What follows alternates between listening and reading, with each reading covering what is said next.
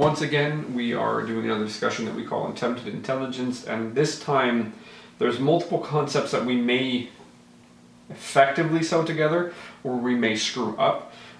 The two concepts that are going to be the primary guides are LARPing, or live action role playing, and Kayfabe. Kayfabe being the specific set of lies that were utilized to not admit that professional wrestling was staged. Now, over time, we've actually learned more about Kayfabe. The fact that we know the term itself is a suggestion that it's essentially dissolved on some level, but we'll talk about it and kind of how it goes. Now, the motivation for me to bring these concepts up to you was a gentleman named Eric Weinstein, a very interesting gentleman. I believe he's the managing director at Teal Capital, if anybody cares or knows what that means. He has a PhD in mathematics from Harvard. He has created what he calls a broad theory, or a theory of everything, geometric unity. A very, very interesting gentleman. And what he seems to be is a divergent thinker, where he doesn't necessarily follow what's normal. He observes something and then attempts to see what emerges from it, which is why I seem to appreciate him. Not necessarily for the specific things he says, but because he doesn't necessarily just buy the normal narrative. He says, what am I seeing? What does it look like?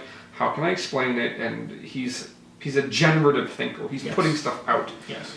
But he essentially put forth that LARPing explains a lot of public behavior that we're seeing at the moment in many realms, and Kayfabe is probably a reasonable explanation of the behavior of people in positions of legislative, political, policy-making power. Okay, and then a few more things will come into it. But anyways, so I brought the term LARPing up to you, and it seemed where you're like, yeah, LARPing. Yeah, I know about that. Yeah. It's a newer thing to me. Okay. So, what does LARPing make you feel, Mark? Oh, I know what the hell it makes me feel. Fair enough. I'm trying to feel it right now, because for me, LARPing is. Not for you. What the hell is LARPing? Sorry, hold on. You did well. So I said, what does it make you feel? I asked you what it makes you feel, not what it is. Okay, let's go back. Okay, so what is it? Live action role play. Okay. And my understanding is that it is a live action role playing version of Dungeons and Dragons. Okay, so I believe that's sort of where it started, or it may have been another game. It kind of seems to have showed up in the 70s, right, where you'll get people who are essentially enacting something, right? So it's live action in that they're actually physically doing it. Yes. There is boundaries to it. Yep. Right. You're a mage. I'm I don't know, an ogre. Sure. If these are things. Yeah. Kraken. I could be a kraken. Okay. Right. But Kraken's not in the game. It is now. It's role playing. We could change the rules. Yes. So. But it's heavily bounded, and essentially, I think a lot of it, from what I looked at, started in, I feel like it was San Francisco. I could be wrong. Okay. It doesn't even necessarily matter where it started, because I also saw something where it maybe generated itself at the same time in different places. There were different places where it happened. Yeah. But basically, you go out to a park, and you see people dressed up in costumes, and they're doing stuff. Foam swords and hammers. And yeah. Yes. Yeah, so that's maybe the well-codified LARPing. Mm-hmm. So essentially people are purposefully playing a bound role. Yes. Right, so there's boundaries around what it's okay to do, and right, and each person chooses to stay within a realm. Yes. Right, or they agree to. Now, if we relate this to the concept that I put forth as far as culture is concerned, where it's shared ideas and shared behaviors, and you choose to what degree you agree with something or don't, okay, right? Like I agree with 90% of my culture, and 10% I just forget about, but so that I don't have trouble, I just don't tell anybody about that, right? Okay. So there's a performative element to culture, because if I don't perform certain things properly, you immediately see me as out of the pattern, right? So LARPing may have an overlap there where many of us as individuals will behave outwardly in a way so that we don't get seen. So I'll let you see me so you don't see me. I'll let you see me with a performance of what I think you think is normal. Or acceptable, yeah. Yeah, right? So that you don't actually see me. This relates also to something that I've been looking at, which is essentially atheism over time, or in times that in the modern age we would look at as being highly religious and you couldn't possibly think against the church. It's like, well, how did it start? Somebody did it. And we seem to have ascribed it to specific individuals where really it was probably a relatively normal thing. As far as I know, the ancient Greeks, a lot of what we have left over from them is mythology, but if we look at more mundane textual elements, they're like, yeah, that's just what we say to people so that they listen. Yeah. And there's people that believed that, like Machiavelli, do you know who Machiavelli was? I've heard of his name. Okay. Florentine Politico. There's a better way to describe him, but essentially a lot of people specifically like him, and to say somebody's Machiavellian, they're very scheming and very calculated. Right. But he essentially would have made the claim, I don't remember which one of his texts this would have been in, that using religion is really good because people agree with stuff and it makes them easier to control. Right? So it's good for a culture, right. It's good for a society to have something agreed upon that guides their behavior, but if you're the person in charge, you use that to your advantage. Right? So shared knowledge and behaviors and things like that. Yeah. Something to organize around. Right. Whereas there was probably people who just never believed it. They just pretended they did so that they didn't end up in the Inquisitioner's chair. Because or Inquisitor's chair? Spanish Inquisition. Was it an Inquisitioner or an Inquisitor? I mean, shoot, it was in Spain. It's probably neither one, because I don't speak Spanish. Fair enough. You're starting, but... Yeah. So, okay. That's what I do. Really well. But all of those concepts together suggest that there's a performative element to what you do where other people can see you so that they don't pile on. So that you can you go along to get along with performance. Right. And sometimes if you do it long enough, if you LARPed long enough, it may be claimed that you don't know the difference between the LARP and reality. Right. Because if all you ever do is LARP, that's all you ever do. Right. So your most learned behavior is being a mage. Right. Your most learned behavior is being a whatever named religion you want to use in front of other people, because you know that if you don't do that, they could burn you at a stake.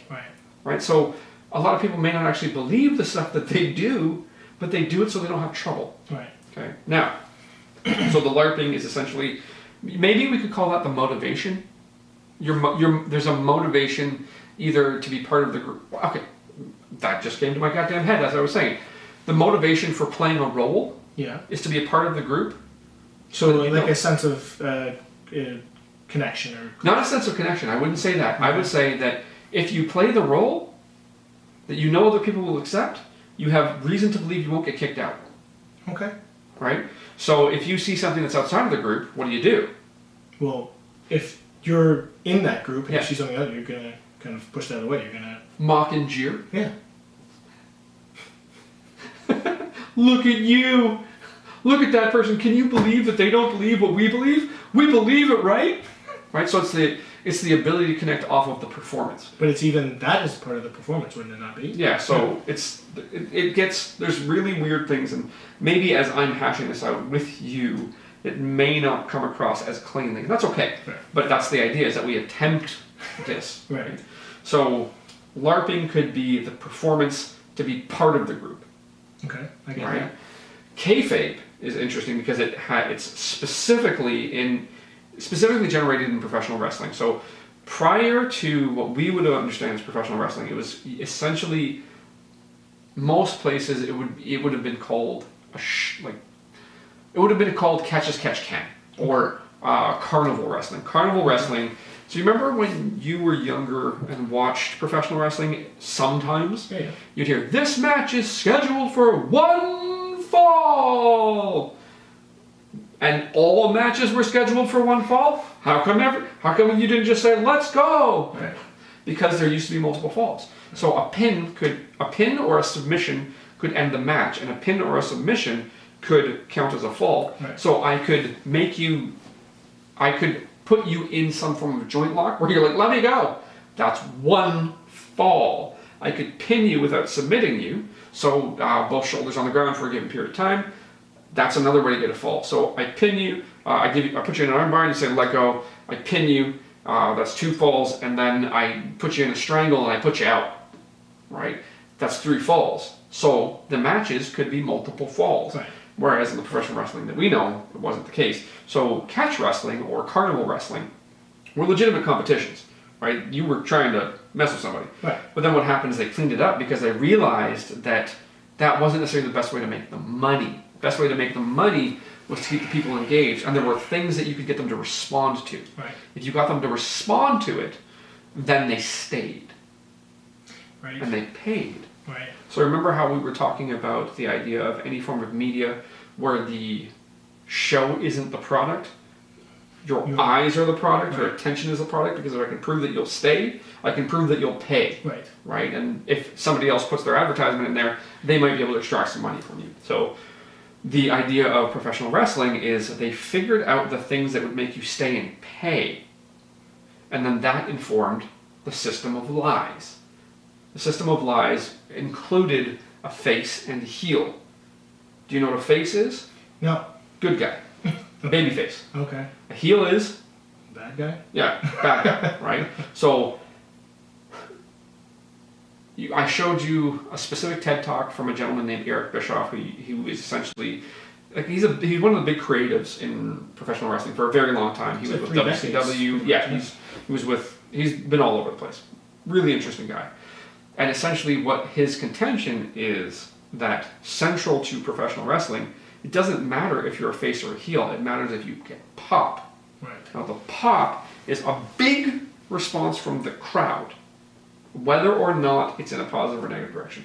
So sometimes the biggest money draws are the heels, because you hate them so much, you'll pay. Is there a professional fighter that you're aware of that has done heel so well that they have made more money than any fighter ever? Like I set that up really well because it should lead, but I don't know how much you care about fighting. I don't. Well, you say any professional fighter?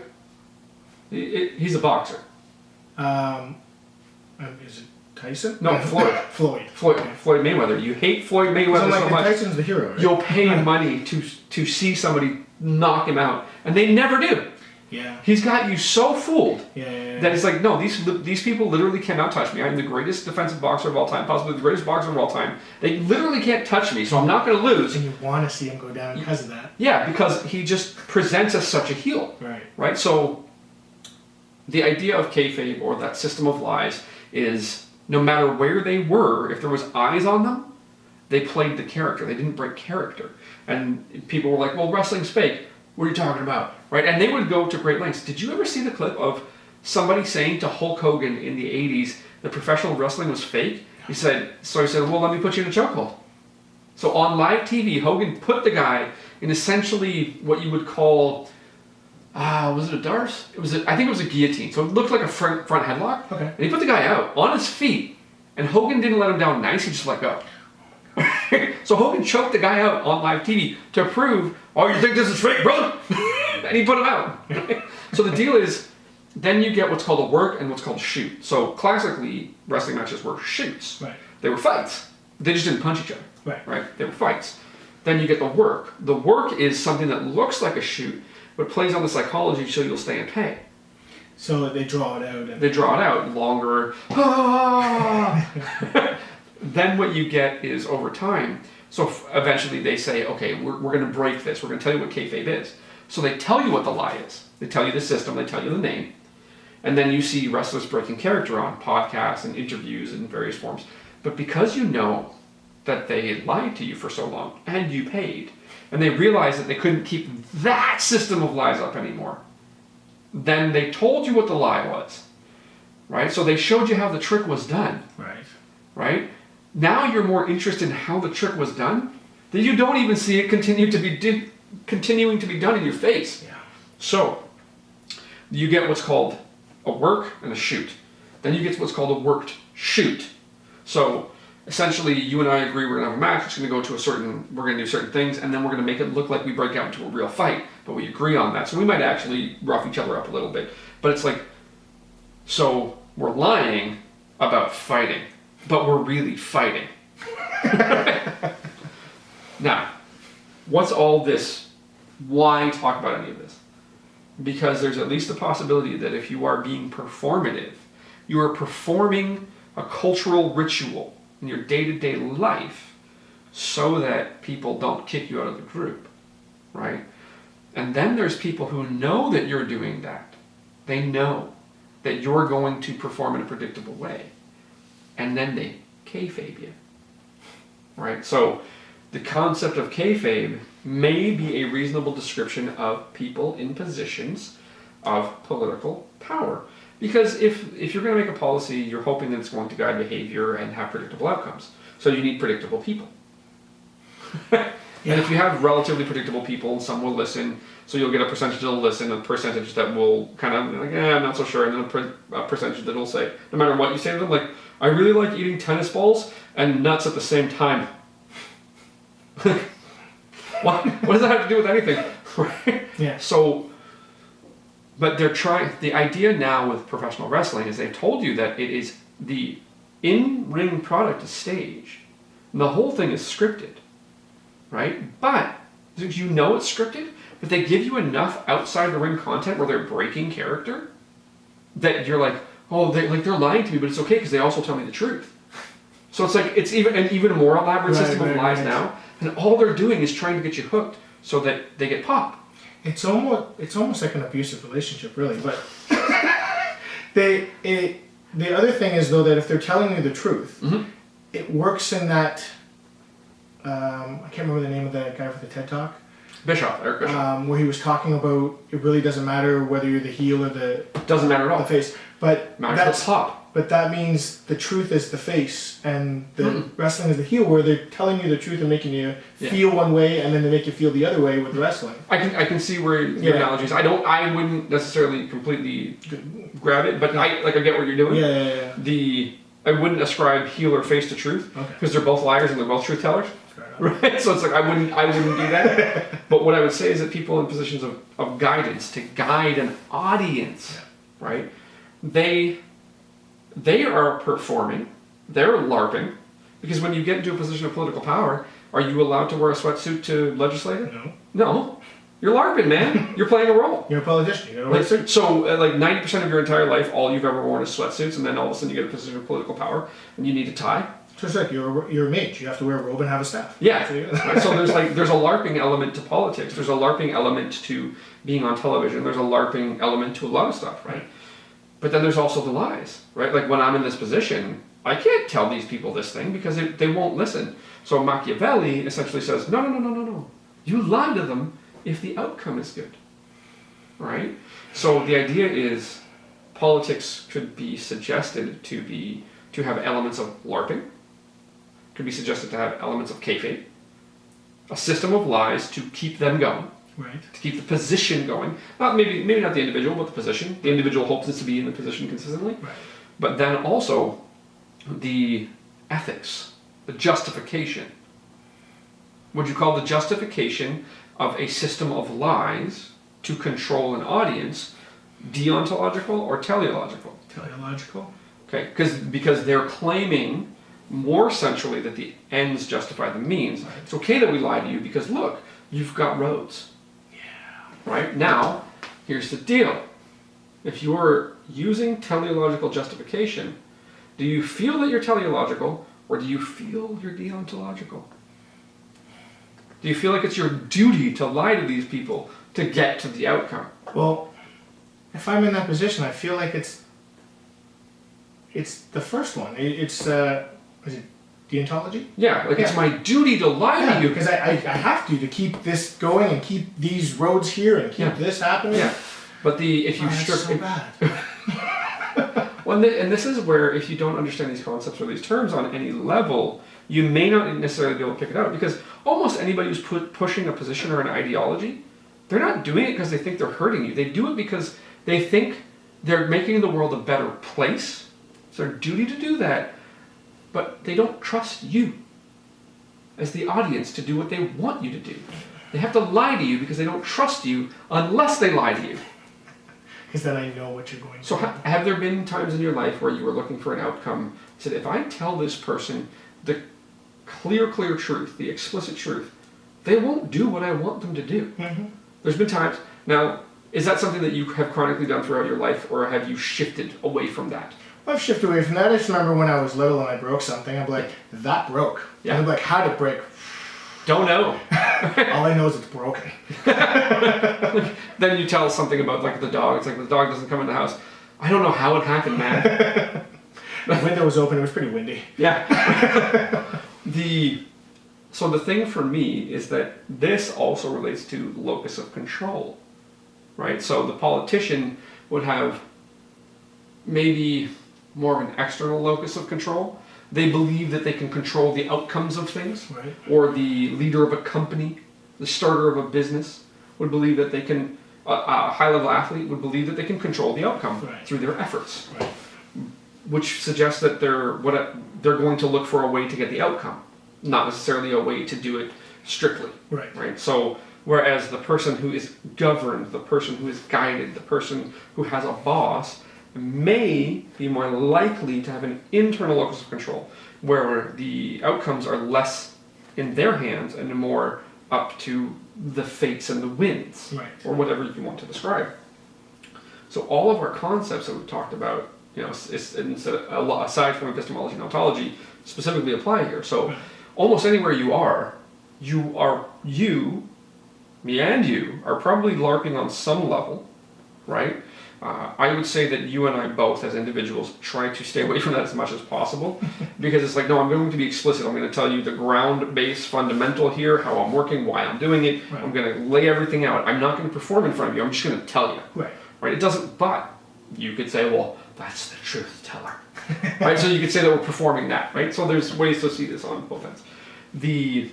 There's also kayfabe, right? For most people, if I tell you the thing that I think is as objective as possible, or objectively true as possible, I'm not going to get what I want out of you, so I don't trust you. I have an external locus of control because I think I can control you, and I'm hoping you have an internal locus of control so I can control you.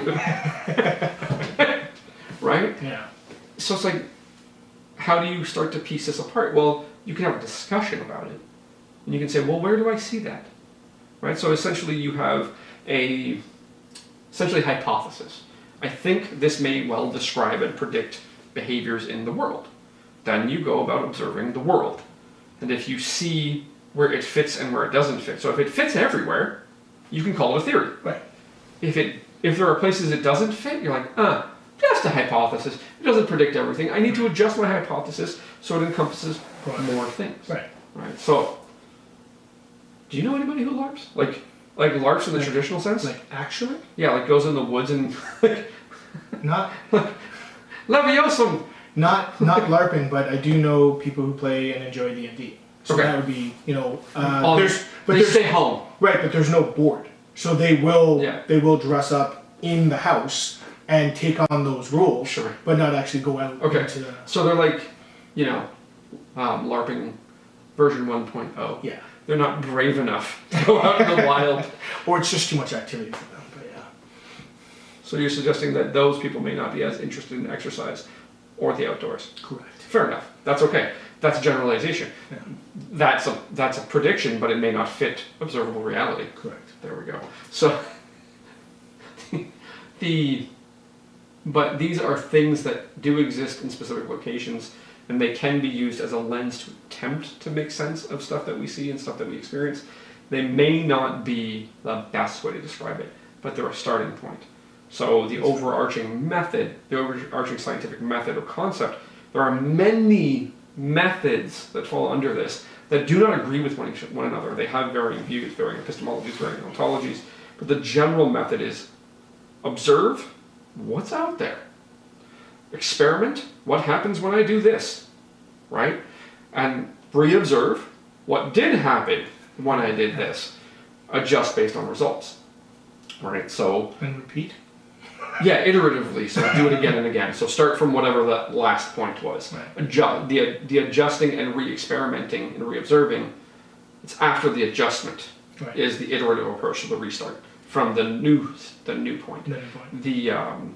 But yeah, so LARPing. We're probably all LARPing on some level, but not to the level that would classify as LARPing, like traditionally, or in a very defined sense.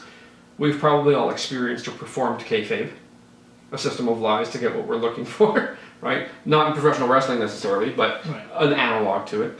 And then, the locus of control. If you have more of an external locus of control, you may be in a position where you don't trust others to do what you want them to do, so you lie to them. Or if you have an external locus of control and you're like, or a good balance of locus of control. There are some things I can control and some things that I can't. Right. I will control those that I can and be very clear about that. And those things that I can't, well, I'm not even going to try. Or maybe I won't, it's not that I won't try, but I'll accept that I can't do it. Well, I just have an example. Just going with the LARPing, I know some LARPers will actually hide the fact that they're LARPers because it's not always socially acceptable in Until every you circle, catch right? them at the park. Exactly. So they're playing this role of a non-LARPer in their So it's like meta LARPing. right, and then they LARP about LARPing. exactly because they're worried that they're going to get the social response that they want if they share that they're LARPers. Yeah. Right. So just that is an example. Yeah. So it's essentially something that I've said over time is what I see as a core motivation for a lot of behavior, like a huge amount of behavior, is I'm going to do this so I have to hear less of your voice. That's all. So if you're a LARPer and you're like, man, LARPing is what I do, and you want to continue doing it, but you expect that it is out of your control that people will say negative things about you, you're going to LARP about LARPing. There you go. Right? So all like LARPers could be the closest things we have to people who behave like superheroes. Okay. They have secret identities. Right. Like legitimate secret identities. Yeah. I would say that active spies who perform fieldcraft, and fieldcraft meaning they go out and they create subterfuge and death. Right. They're the real thing that we have that's close to superheroes, because they just walk down the street and you'd never know, and then all of a sudden, like, somebody's dead. Yeah. Like, they have a secret identity about having a secret identity. But the thing that would probably come the closest to what we would experience as a LARPer, because a superhero often is not necessarily, they're often very awkward. Yeah. Whereas a spy might possibly be cool. Maybe. But how would we know? Because they're spies. I was going to say, yeah. But the LARPers, we can find out, and they would be like, you are like Peter Parker, you're an awkward teenager. Right? It doesn't mean all LARPers would be awkward teenagers, but it's like, you see the analogy. Yeah, exactly, I get that. Anything to add to that? I have no conflicts and no questions at this time. Okay, well, whatever. That sounds good. But over time, it's not good to stay there, it's good to re-examine. Of course. And that's why I like, if we can talk off camera about it and then revisit a similar topic or apply those concepts again. All right, man. Well, other attempted intelligence. Hopefully you got something out of that aside. Or maybe we just introduced you to LARPing and Kayfabe. There you go.